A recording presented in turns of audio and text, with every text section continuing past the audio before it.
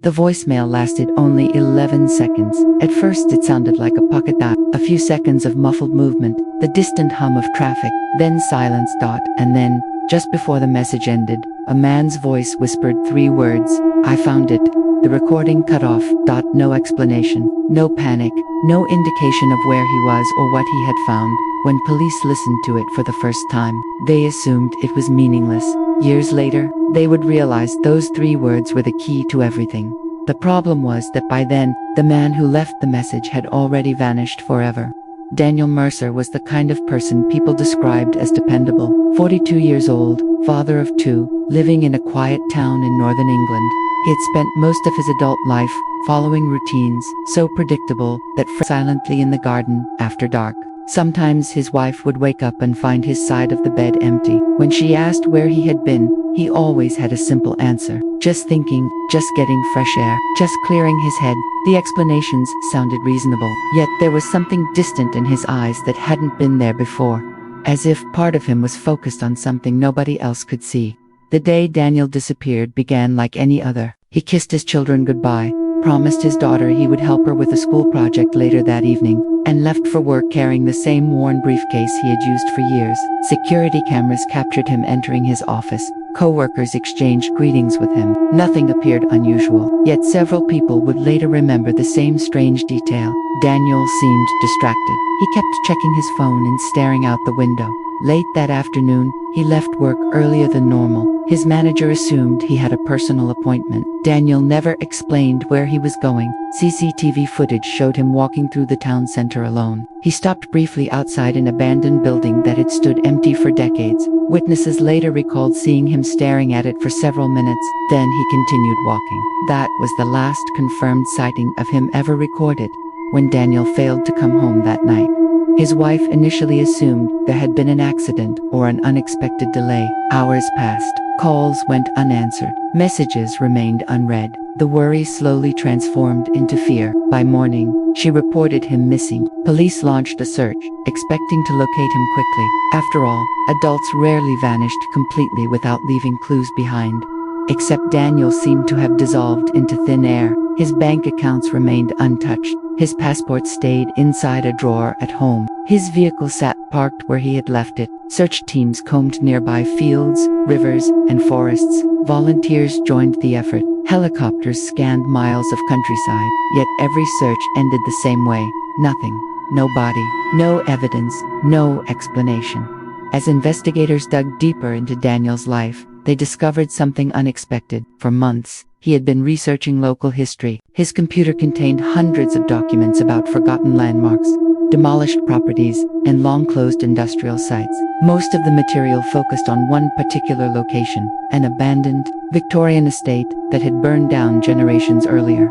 Nobody understood why he had become obsessed with it. Daniel had never shown interest in history before, yet he had spent countless hours studying maps and newspaper archives. Some documents contained handwritten notes. Certain sections were circled repeatedly. Entire pages were covered with question marks. Whatever he had been looking for, he appeared convinced it existed. One elderly historian remembered meeting Daniel several weeks before the disappearance. According to him, Daniel asked strange questions about sealed tunnels rumored to exist beneath the old estate grounds. The historian dismissed the stories as local folklore, but Daniel seemed disappointed by the answer, almost frustrated, as if he desperately wanted the legends to be true. Then came the voicemail. Police recovered it from his wife's phone records. The 11-second recording became one of the most analyzed pieces of evidence in the investigation. Audio experts enhanced every sound. The background noise suggested Daniel was outdoors. There appeared to be wind, distant traffic, perhaps footsteps, but nothing specific enough to identify a location. The final whisper haunted everyone involved. "I found it." Investigators couldn't determine what it referred to. A place, an object, a person.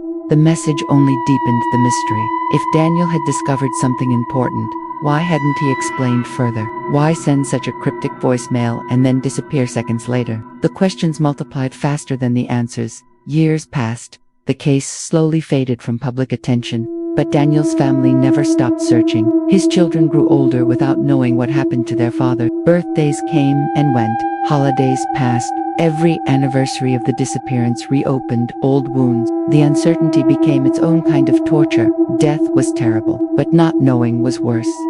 Then a retired detective reviewing old evidence noticed something everyone else had overlooked. One of Daniel's notebooks contained coordinates hidden within seemingly random numbers. At first glance they appeared meaningless, but when plotted on a map, they pointed directly toward woodlands surrounding the burned Victorian estate. It was the first genuinely new lead in years. A new search began. The woodland had already been examined countless times, but technology had improved. Ground-penetrating radar revealed several underground anomalies beneath the forest floor. Most proved harmless. Natural formations, old drainage systems, forgotten utility lines. Then investigators located a sealed, underground chamber. The discovery electrified the case. Workers carefully excavated the entrance. News spread rapidly. Many believed Daniel's remains would finally be found. Perhaps he had fallen into the chamber accidentally. Perhaps it concealed evidence, explaining everything. For the first time in years, hope and dread existed side by side. Inside, investigators discovered something nobody expected. The chamber wasn't empty. It contained dozens of boxes. Most were damaged by moisture and age, but many still held documents, journals, photographs, and personal belongings dating back more than a century. The underground room appeared to have been used as a hidden archive. Historians rushed to examine the material. The find alone was remarkable. Then one photograph changed everything. Among hundreds of faded images was a recent photograph taken only months before Daniel vanished. It showed Daniel standing inside the very chamber investigators had just uncovered. He was smiling directly at the camera. The picture should have been impossible. Nobody knew the chamber existed until now. Yet somehow Daniel had found it long before anyone else. More disturbing still, someone else had taken the photograph. Investigators searched desperately for evidence, identifying the second person. Eventually, they found a journal hidden inside a rusted metal container. The handwriting belonged to Daniel. Page after page described his growing obsession with the estate. Then the entries became stranger. Daniel wrote about discovering evidence that someone had been secretly using the underground chamber for years. He claimed he had met an elderly man who knew its location and who possessed records linking several unsolved disappearances stretching back decades. The final pages were chilling. Daniel believed the man was dangerous. According to the journal, he planned to meet him one last time to obtain proof. He intended to bring the information directly to police afterward. The final entry ended midst no farewell, no conclusion, just an unfinished thought, frozen in time. The meeting was scheduled for the same day he vanished. Police eventually identified the mysterious man. He had died years earlier. The investigation uncovered a hidden history buried beneath generations of rumors and forgotten records. The elderly man had spent decades collecting evidence connected to multiple disappearances. He believed he was preserving secrets that powerful local figures wanted erased. Whether his claims were true remained impossible to verify. But one fact became clear. Daniel had indeed found the chamber. He had indeed uncovered the collection, and he had arranged a final meeting.